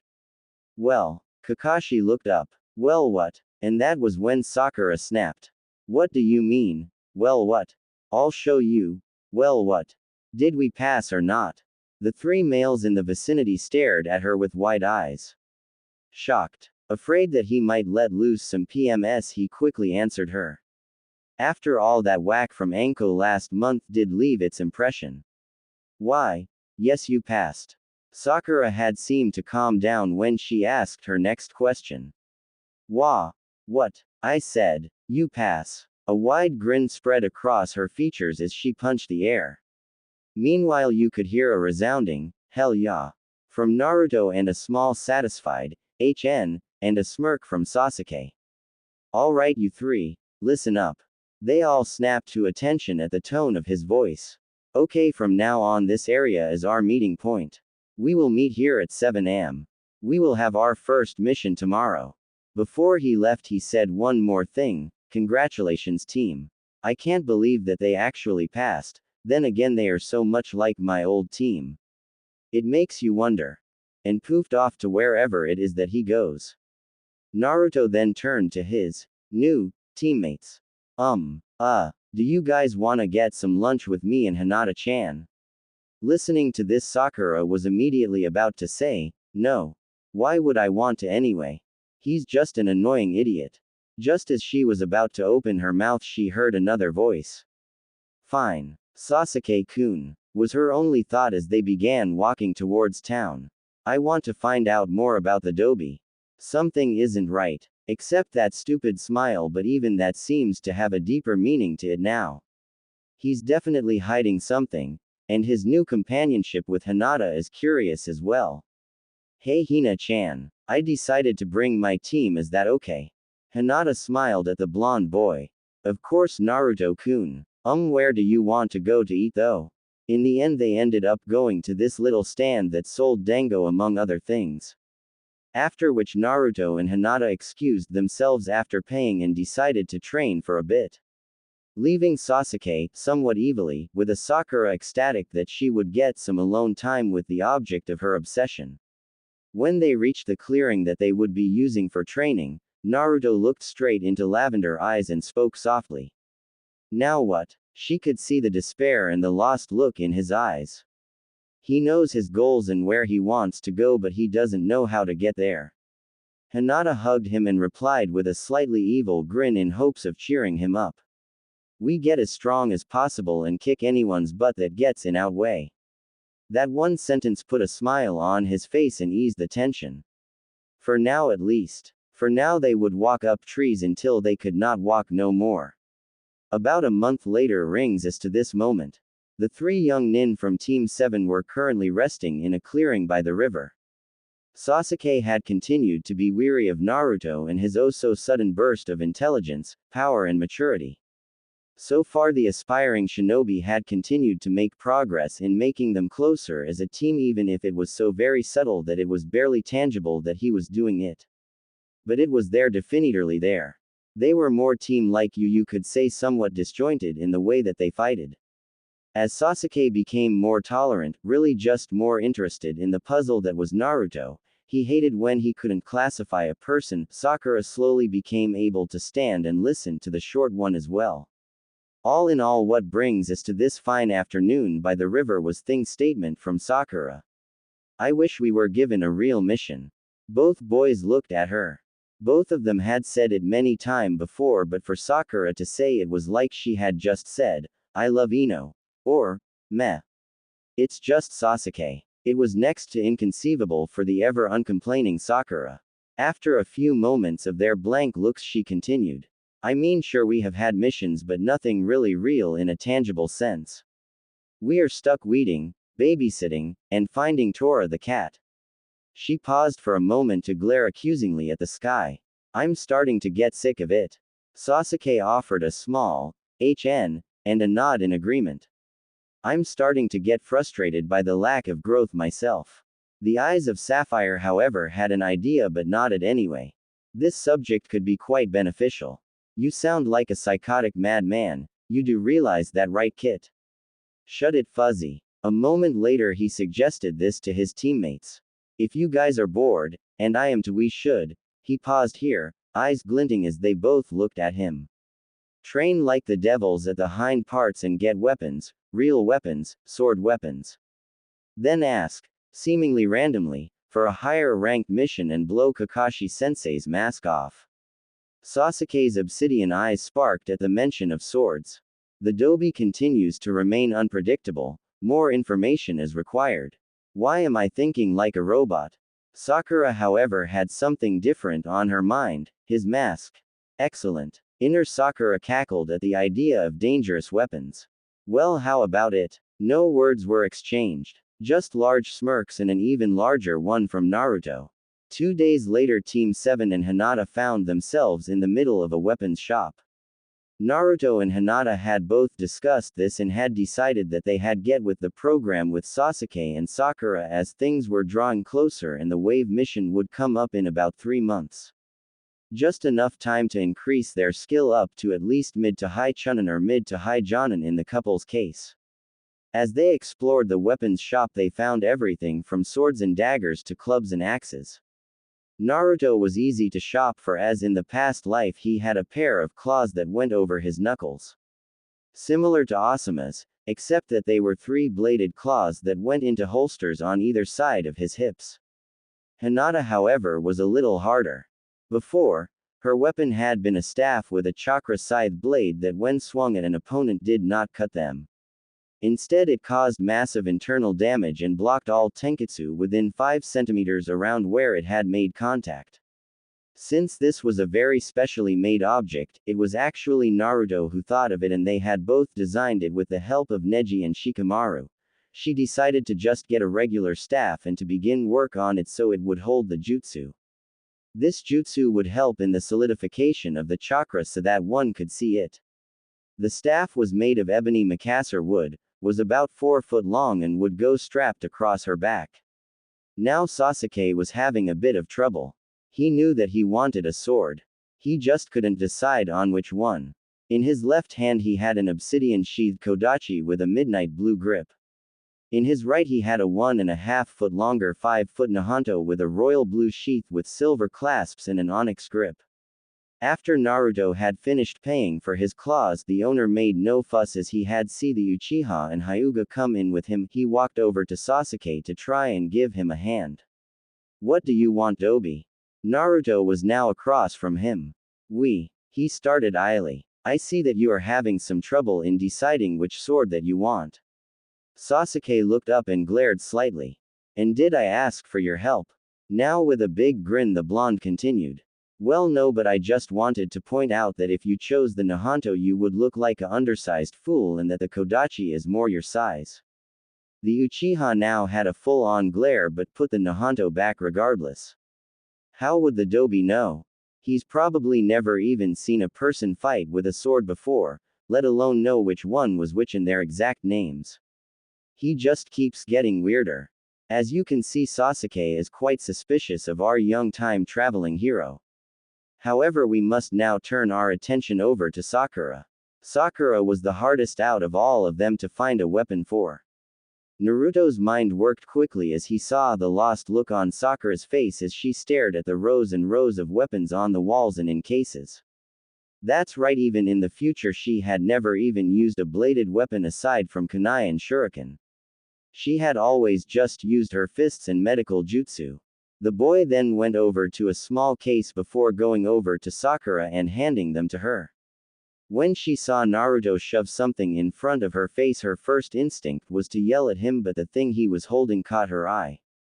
On closer inspection she could see that they were half-fingered gloves with a red thread leaf design on the backs. As the pink-haired looked at the blonde, she said sarcastically, "Gloves? That should be my weapon." "You're right, Naruto. These gloves are specially made with flexible steel plates on the fingers, knuckles, and back in between the fabric. Also, if they were applied right, they could even deflect blows from swords." Sakura was lost for words by the time he had finished, and all that she could squeak out was a small, "Oh." A sincere smile then crossed his face. "Also, I think you would do well with these too." He handed her 2 scrolls and a book. "They're on medical jutsu, by the way, and Hinata-chan said that she wanted to learn it as well." Thank you. No problem." And as he walked over to Hinata he threw over his shoulder, "Well, I was going to suggest a small tanto to you too, to hide it down your shirt. But well, you don't really have anything to hold it there, do you?" This next exclamation was heard from a 5-block radius followed by a resounding bang. Naruto. You pervert. It has been about 2.5 months since they claimed their weapons and they were all coming along quite nicely. Even Sakura had gotten serious, at least where medical jutsu were involved. Hinata had also got into increasing the strength of her team and driven expectations towards the roof. The only anomaly still present was Team 10. Neither of the duo really knew what to do when it came to them. They just hoped they wouldn't be too far behind if worse came to worse. The mission to Wave would come within the next week or so and a predicament came to head. What would he do about Haku and Zabuza? And should he also keep Kakashi out of it? If they did tell Kakashi, he would probably have to tell Sarutobi as well, and that could be a good thing, or it could screw things up so badly that their future knowledge would be rendered useless. The entire predicament was enough to make anyone's head hurt. In the end, after a long discussion, many headaches and cries of frustration, the time-traveling duo decided to keep the others, as in Kakashi and other sensei comrades, in the dark until at least after the Wave mission. After all of that, it all came down to this moment. Raven here. The subject is within range. Do you copy? Over. Fox here. Raven. Cherry. Force subject into corner while I jump. Cherry. A bit more north. Over. Cherry here. I am in position. The subject is about 10 feet due south. Over. Scarecrow in. Copying all messages. Proceed with plan. Over. Scuffling sounds could be heard, followed by the sound of a screeching cat. Raven here. Identity of the subject confirmed by red bow on left ear. It's Tora. Over. Well done, team. Everyone meet at the rendezvous point. Over. Naruto let an evil chuckle loose as he and his teammates watched Tora be smothered by his over-exuberant owner. The evil little cat manages to run away at least 3 times a week, and every single time his team gets nailed with the duty. If it was up to him, there wouldn't be any cat to find. After the little bout of evilness exuded from Team 7, they all calmly walked up to the missions table for a new assignment. Seeing them, Iruka began to read out what there was left. Babysitting 2-year-old for the wealthy cloak merchant, weeding for the elderly fortune teller, or cleaning the civilian park while the caretaker is on sick leave. What do you pick? This is it. It's today that we get the Wave assignment. I have to make sure we get it. With this thought, Naruto quickly repeated the events from long ago. What? That's it. Come on, old man, we're a lot stronger than those petty D rank. Give us something harder. I'm sick of all of this baby crap. Sakura agreed with a hearty cry of, "Ya, we're not babies." And a firm, "HN," and nod from Sasuke. "Oh dear, I'm gonna hear about this later," was all that came from Kakashi. However, the opposite was true for Iruka. Naruto, you are genin, the lowest of the low. You get D rank and that's it until you get stronger and more experienced. No buts about it. Got it. Iruka finished his rant to see the 3 genin talking among themselves about the weather. Just as he was about to start yelling again, an aged hand on his shoulder stopped him. Well, you 3, you might be right. You have completed over 100 D rank in the past few months. Very well, I shall give you a C rank. A simple escorting mission. He turned to the chunin by the door. Bring him in. An old drunken man of about 50 or so entered. He sneered at the team before voicing out. Are you sure these brats will be able to protect me? The short one looks stupid. Same old Tazuna. Naruto, in the most dark voice and glare he could manage, replied, That's what you think. You old geezer. That voice sent chills down everyone's spine. Breaking out of the tension that had enveloped the room, Sarutobi continued with the briefing. Well, our client's name here is Tazuna. He is a bridge builder from the land of the waves. He has kindly asked for us to give him an escort back to his home. The most you should encounter is random bandits. Dismissed. It was now that Kakashi spoke up. All right, team, you heard the details. We are leaving in 2 hours. Meet at the east gate and bring enough supplies for a week. Go. Nothing more needed to be said. They were gone. Before Naruto did anything, he had to fence Hinata. He couldn't leave without saying goodbye. All in all, it only took him about 10 minutes to find her. She was meditating on top of the Hokage mountain. Hina-chan. She looked up just as he sat beside her.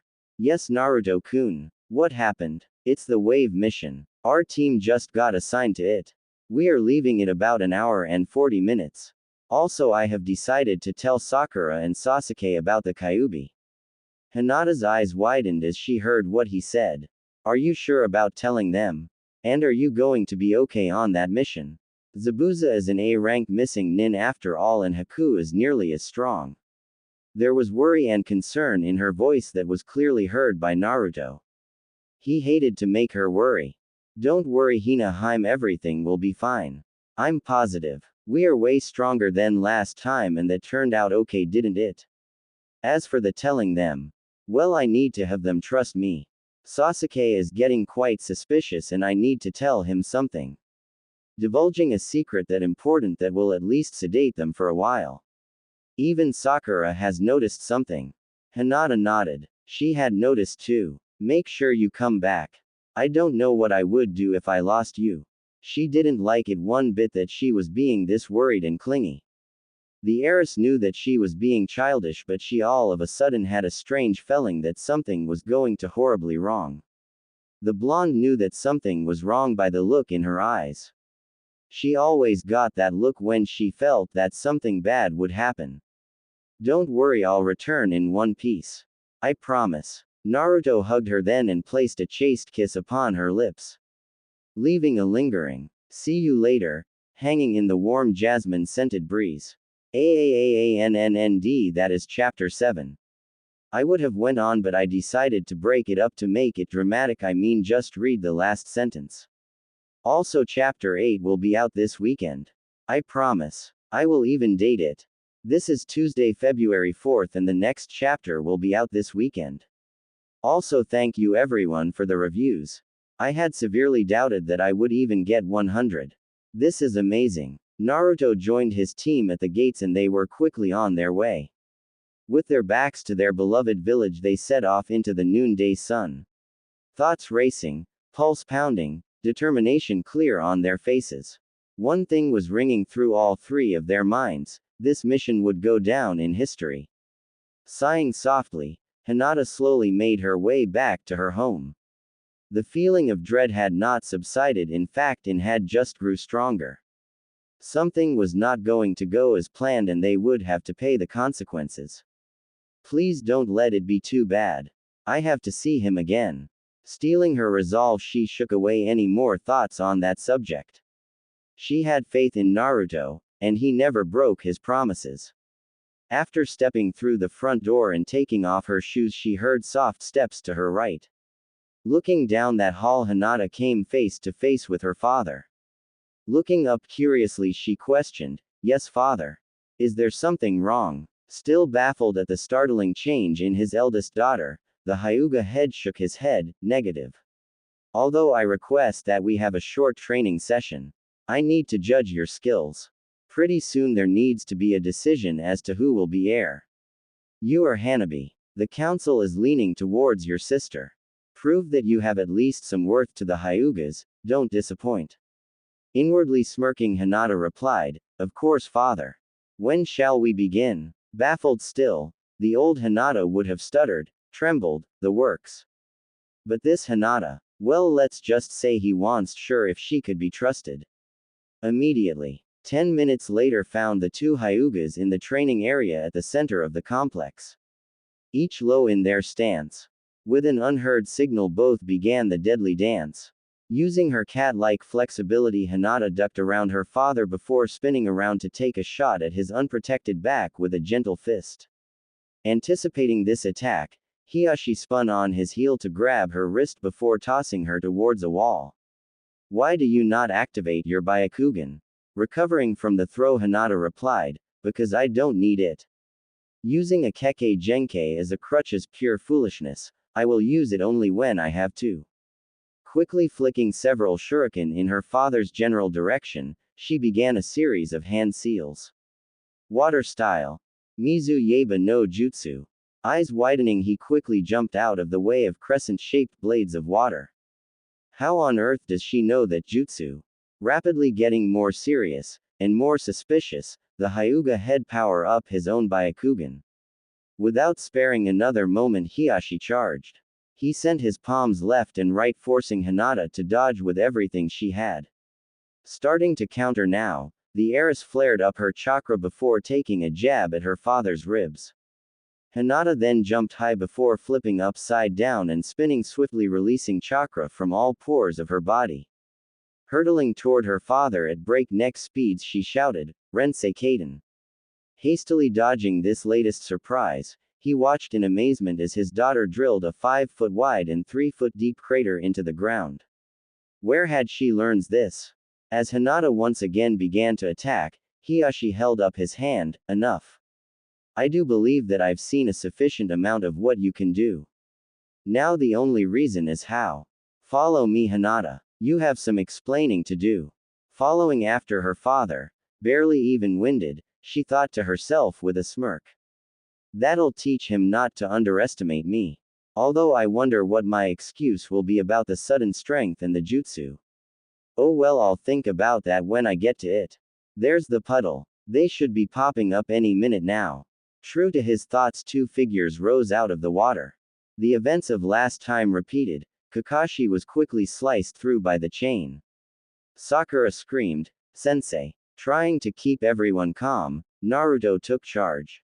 "Sakura, guard Tazuna." The pink-haired genin took a few shaky breaths before complying. She knew that this was not a time for arguing. The blonde then turned to Sasuke. "Up for a tag team?" Nodding affirmative, he replied, "You take right. I'll take left." "Oh, are the little kiddies trying to make up a plan?" The guy on the left cackled wildly before continuing, "Do you even know who we are, boy? We are demon brothers. We'll slaughter you and the old man before you can even try to fight back." "Right, brother. Right, your brother." The other one responded, "Let's get them." With that last comment, the battle began. Sasuke streaked towards his target, drawing his sword as he went. With a loud clang, metal struck metal as the sword was blocked by the demon brother's poisoned claw. Naruto also charged his target with his own claws. Striking, parrying and slashing. This went on for about a minute for both of them before Sasuke decided to immobilize them. True to memory, the Uchiha threw a shuriken and kunai, catching the chain that linked the brothers together, and embedding it deep into the wood of the tree behind them. Stowing their main weapons, both boys ran at the duo, simultaneously jumping and nailing the missing nins in the head, effectively knocking them out. After tying the two ninja up, they both heard a familiar female voice. "Well, that was slightly anticlimactic," Sakura commented after getting over original shock. "You two took them out in no time."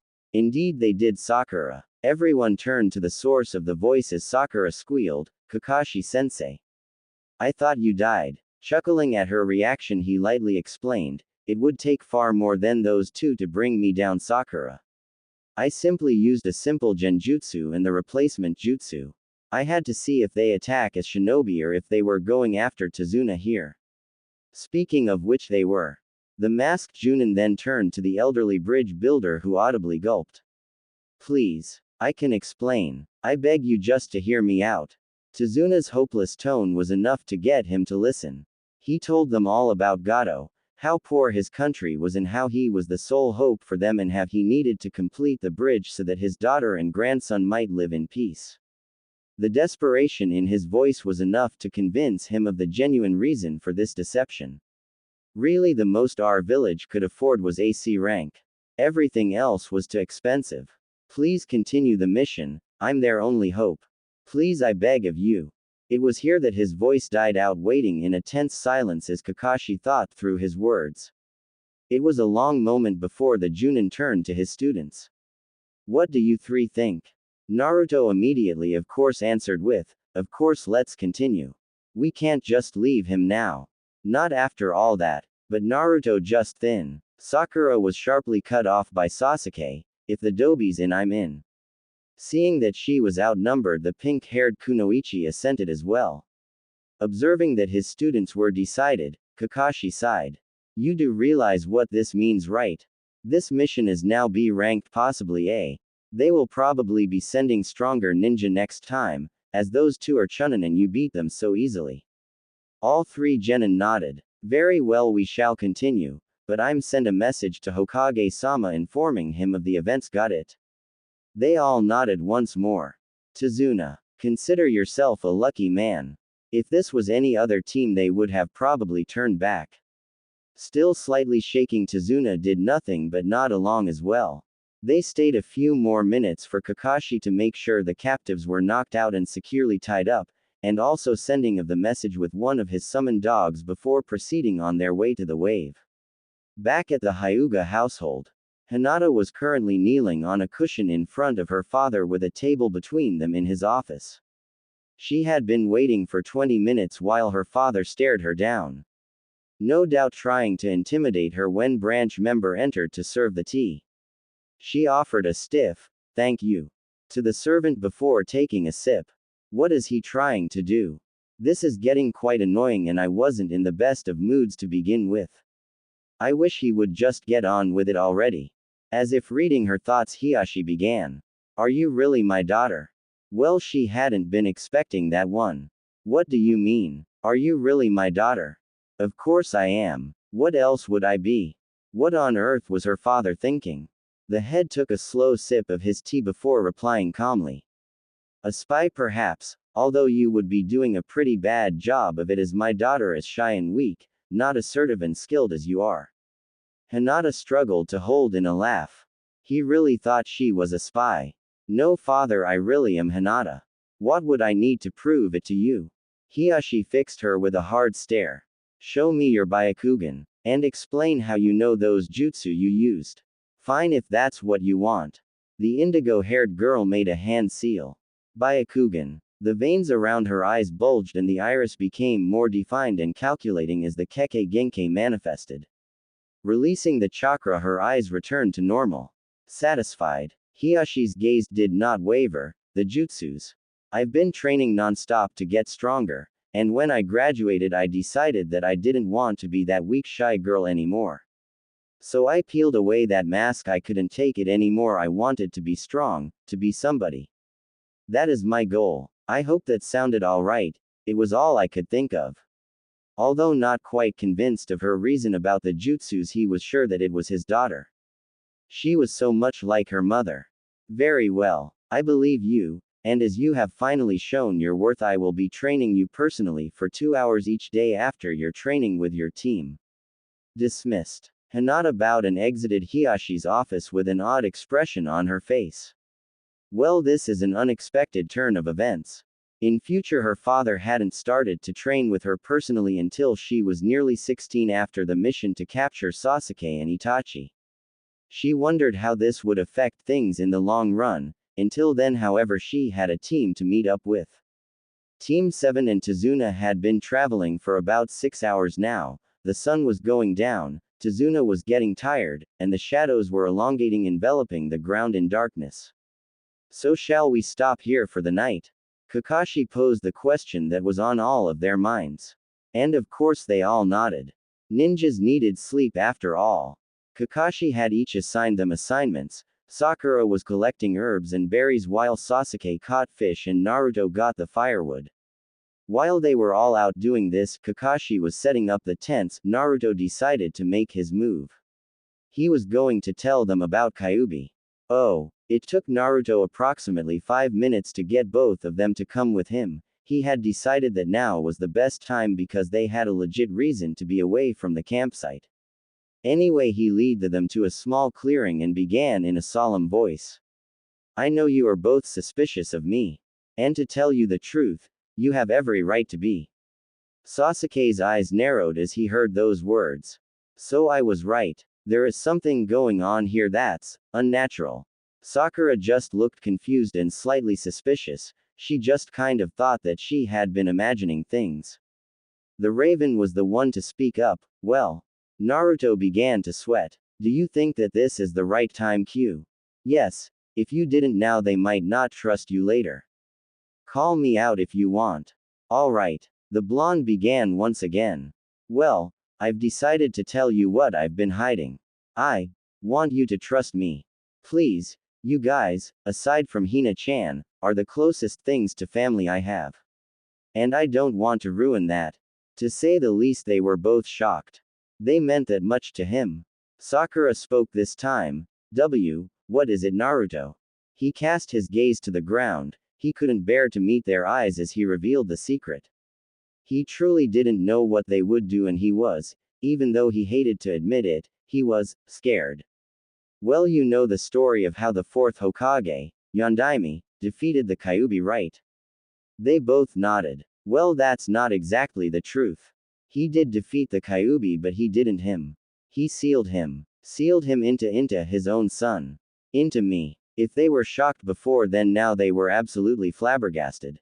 Sakura's mouth was wide open as she pieced the story together. So you're saying that the Kyuubi is inside you? And that the Yondaime is your father? Naruto nodded solemnly. I was the only baby born that day. Besides, he wouldn't put that kind of burden on anyone else's child. He knew I would keep the village safe. Even if the village didn't, and just thought I was some sort of demon spawn. He knew I would be strong. That is why I still look up to him, even though he did that to me. After all, he's still my dad. He looked up at them now, well, more at Sasuke, since the Avenger hadn't spoken yet. Sasuke. The addressed eyes flashed. The pieces were connecting. The fox. What? For a moment the blonde didn't know what he was talking about. The fox that you summoned during the bell test. That was Kyuubi, wasn't it? Sakura just kept looking back and forth between the two, barely daring to believe her ears. Yes, it was. Kid let me out. You sure? Yeah. The red chakra began to radiate from Naruto and take the form of the fox from the test. When it solidified, the fox's body was a solid blood red with eyes to match. What I think startled them the most, though, was that it spoke. I am Kyuubi. If she hadn't been so scared, Sakura would have squealed at how cute the fox was, but as it was, she was shaking too much to talk. Sasuke was in a similar predicament, although he still had his head. I see. Is that all you're going to say? I see. Oh, so original of you. Kyuubi's tone was beyond sarcastic. Naruto now interjected. Anyway, as you can see, this is Kyuubi. Oh, and Sakura, don't be afraid. He's harmless. Well, at least right now. You see, I control his chakra and size, so he can't really do anything without my permission. After giving Naruto an evil glare, which Hinata thought was adorable when he did, he continued, he is correct. After all, he is in simplest forms my jailer. We have just came to an agreement. I get some freedom in exchange for chakra and knowledge. So that's why you're smart all of a sudden. She had finally found her voice. I better just let them think that, at least for now. Essentially, yes. Does Kakashi-sensei know that you talked to Kyuubi? No, he doesn't. I plan on telling him later though. But for now, I just needed you guys to trust me. Sasuke spoke for both of them then. I trust you. You had absolutely no reason to reveal this to us now, but you did anyway. I trust you. Sakura agreed eagerly. Yes, I do too. I trust you. Our time-traveling hero broke out in a relieved smile. They mean it. They actually mean it. They trust me. Thank you. Even Sasuke had a small smirk on his face now when they all suddenly remembered Kakashi-sensei. As one, they all dashed back to the campsite. Oh lovely. Slightly agitated Kyuubi dispersed and flew back to the seal. How could they just forget him? As they entered the campsite, Kakashi couldn't help but notice the differences in the way his team interacted. Sakura seemed slightly more kind towards Naruto. Sasuke seemed a little more relaxed. Like he had just solved an annoying puzzle. And Naruto? Well, he seemed quite relieved about something, like a great weight had just been lifted off his shoulders. All in all, Kakashi felt left out. What the hell did I miss? Meanwhile, in Naruto's head, an irritated presence made itself known. You forgot me. What? I said you forgot me. Oh whoops. Won't happen again. Hee. The next day passed smoothly for the young team. Well, at least it was smooth so far. They had just got in the boat that would take them to the island. Only Naruto knew what was coming next. Zabuza. Don't forget about Haku, or are you just gonna leave him too? Shut up already, Kyuubi, I said I was sorry. Grumbling, the massive demon retreated deep within the cage. Finally, some peace and quiet. I heard that. Naruto just decided to stay silent after that. Anyway, they had been walking for about 10 minutes on the island now when Naruto felt something odd shift in the air to the left. He could tell that Kakashi sensed it too. Remembering what it was, Naruto shouted just in time. Duck. Sasuke dragged the bridge builder down with him as Kakashi grabbed Sakura. A giant clever-like sword whizzed over their heads with tremendous force and lodged itself into a tree behind them. As they got back to their feet, a tall form lightly landed on the sword. Ah, Konoha ninja. What a pleasant surprise. Oh, and Kakashi of Sharingan Eye as well. Wonderful. The genin all stared in disbelief. Who was this? Aside from this, the three got into formation surrounding Tazuna. Kakashi meanwhile had identified the intruder. You're Zabuza, one of the former 7 swordsmen of the Hidden Mist. Otherwise known as the Demon of the Bloody Mist. So you know my name, I see, Kakashi. Well, do you also know that I'm going to slaughter you, those pathetic kids you call genins, and the old man too? Prepare to die. The Demon of the Mist then snatched up his sword and jumped high, creating hand signs as he went. Kurigakure no Jutsu. A thick mist seemed to appear out of nowhere, cutting vision range dramatically. They could now only see a few feet in front of them. Total whiteout. Sensei. It was easy to hear the waver in Sakura's voice. Kakashi slowly lifted his forehead protector to reveal his lone Sharingan eye. Don't worry, Sakura. I won't let him harm you. Just keep your positions, I'll take care of him. I don't let my friends die. Zabuza watched this little show with sarcasm. Who did Kakashi think he was? Now to make his move. Sasuke shivered as the voice seemed to originate from right beside him. The master of over 1,000 jutsu. Truly I am honored. But it's time for you and your precious squad to disappear. The maniacal voice then drifted from by Sakura's ear as she started trembling. Ah, this one's frightened, all the more fun. The voice then came from everywhere as it began taunting. 8 choices. Oh, the choices. Let me see. Kidneys, heart, liver, lungs, spine, clavicle vein, jugular vein, and finally the brain. Which should I go after this time? The murderous intent focused on the group intensified dramatically. It was impossible to ignore. Sasuke now started shaking just as much as Sakura. This intent. It's so strong. Enough to drive a person crazy. I don't know if I can. Sasuke. Don't worry, I'll protect you even if it kills me.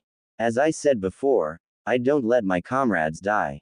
Ha, we'll see about that. Zabuza then appeared in the middle of their formation. Naruto quickly deflected the huge sword with his claws that seemed to snap onto his hands out of nowhere. Sasuke cursed his forgetfulness and drew his own sword while Sakura shoved on her gloves. Seems like the only one prepared was Naruto, as usual. At least we now have some idea as of why. Sasuke ran at Zabuza from behind and swiped at his back only to have him turn to a puddle of water at his feet. A water clone. His eyes widened as he heard a clang behind him. Kakashi was briefly engaged in a struggle using a kunai as a defense from the sword. When that same sword managed to slice right through him, leaving that same puddle as Zabuza's clone had. The real Kakashi was now behind the target with his kunai at the missing nin's neck. I've got you, Zabuza. Now what will you do? This. The Zabuza in front of their eyes once again turned to water. This time, however, Kakashi was prepared. He ran full tilt onto the lake to their right, and as predicted, Zabuza followed. Briefly then engaged in taijutsu before the Mist's demon summoned up 3 more water clones, 2 of which went after Naruto, Sasuke and Sakura. Zabuza then caught Kakashi by surprise as he was distracted by the clones. Mizutoya no Jutsu. The silver-haired Junin was now encased in a watery prison. Sensei. All 3 genin shouted as the clones began to surround them. Sasuke.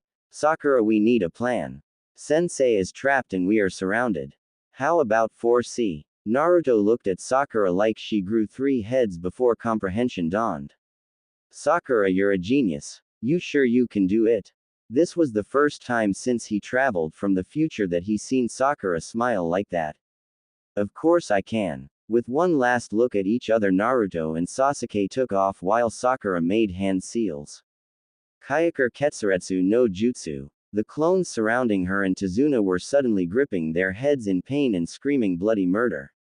With a quick flick, she sent two shuriken attached to wires speeding past the clones. With a sharp yank, the shuriken changed course and wrapped around their targets.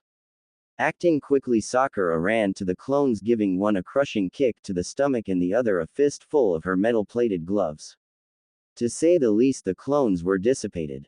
Meanwhile, Sasuke and Naruto went towards the last clone that was out on the lake along with the real Zabuza.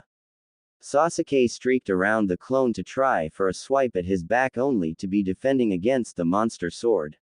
He managed to hold his off for a brief moment before it sent him tumbling backwards into the water, with a shallow gash in his right forearm.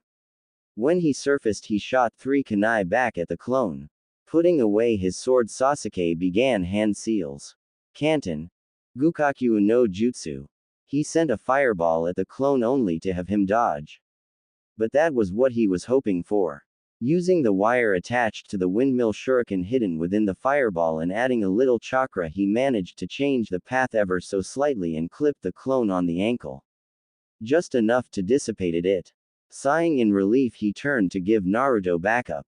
While Sasuke was fighting the last clone, Naruto created 2 shadow clones for himself.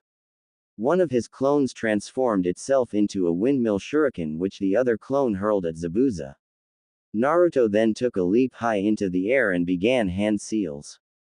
Kazaiba no Jutsu. Like Hinata's water jutsu, this jutsu created blades of wind hurtling towards Zabuza. And since Zabuza was currently in the air from jumping over the shuriken from the clone, he was forced to dodge. He didn't get any breaks though, because where he dodged to was engulfed in a hail of fireballs. Sasuke was apparently finished. Kakashi stared at his team with amazement. Where had they learned this? As far as he knew, they had only just mastered water walking. He had no idea that they could perform these jutsu. Especially Sakura. Hell, he didn't even know what that jutsu was. Realizing that the battle was at a standstill between Sasuke, Naruto and Zabuza, he quickly jumped into the middle, briefly noting that Sasuke had a cut on his arm and that both of them looked quite winded. Naruto, Sasuke, go back to Sakura and the bridge builder. I will take it from here. Too tired to talk, they both nodded and did as told. Kakashi turned back to the missing nin and said as menacingly as humanly possible, "You're mine now." As Naruto and Sasuke rejoined Sakura, Naruto sighed with relief. Well, I think that went pretty well. You? Sasuke nodded once again. That was insane. I can't believe we actually pulled it off. Sakura chimed in now. It was amazing. You pulled it off brilliantly. Not quite so brilliantly, Sakura. The prodigy held up his arm to show the gash. It was really starting to sting. Eyes widening, Sakura immediately began to work on it. Well, I'm not as good as Hinata at this, but I'll be able to patch you up, so hold still. For once, Sasuke did as he was told. While his friends were talking, Naruto observed the battle between the two Junin. So far everything was going as it did last time, right down to what they said. They were nearing the end now as Kakashi finished with the last water jutsu, causing a giant wave to come up over the trees a little ways to the left. He heard Zabuza land with a thud as he fell out of the tree a few feet in front of him. As the blonde neared the missing nin, Kakashi landed lithely beside him. Is he dead, Kakashi-sensei? No, not yet, at least, Naruto. The silver-haired Junin then pulled out a kunai from with his holster. Just as he was about to use it to end the mist demon's life, two Senbon flew out of nowhere and lodged themselves deep within Zabuza's throat, coming out of the other side. Thank you for immobilizing him. I have been waiting for an opportunity such as this for quite some time now. Haku. The figure in the tree now hopped to the ground. I'm a hunter nin from Kurigakure. You can leave the body to me now. I'm sure it holds many secrets. Kakashi quickly checked Zabuza's body for a pulse. There's no heartbeat. He really is dead. I see. And there's no heartbeat, so we shall leave you. Sasuke and Sakura were now paying rapt attention, nerves on end. They weren't too keen on outsiders at the moment, seeing as what had just happened. So you dispose of the body. Am I right? Sasuke seemed to have many questions these days. Yes, that is correct. Now, if you don't mind. Naruto now saw his chance. Oh, of course. Sorry for keeping you. I hope to meet you again one day, and thanks again for the help. In a friendly greeting, he held out his hand, and Haku, wanting to play his part, shook it. Haku stared at the grasped hands. What is he giving me? Letting go and quickly hiding the note to review later, Haku picked up his master. Farewell. The nin then disappeared in a whirl of fog. Kakashi turned to his team and Tazuna. Well, lead the way. He then promptly passed out. Sakura was the first to speak. Oh great. Now we have to carry him. Naruto, you get shoulders, me and Sasuke will grab the legs. Grumbling about annoying teachers, both boys did as asked and dragged their sensei to Tazuna's. About 10 minutes later they arrived, tired and sweaty but feeling accomplished. They had got the bridge builder home safely, however difficult it had been. Tazuna did not even have a scratch. Hinata sighed. Naruto had been gone for 3 days. She knew that the original mission had lasted over a week, but that didn't help. Each morning she would wake up with that horrible feeling in her stomach. She was able to distract herself from it during the day, but at night when she tried to sleep, it was almost unbearable. Hurry, Naruto. I haven't felt like this since that time. Staring at the stars out her window, she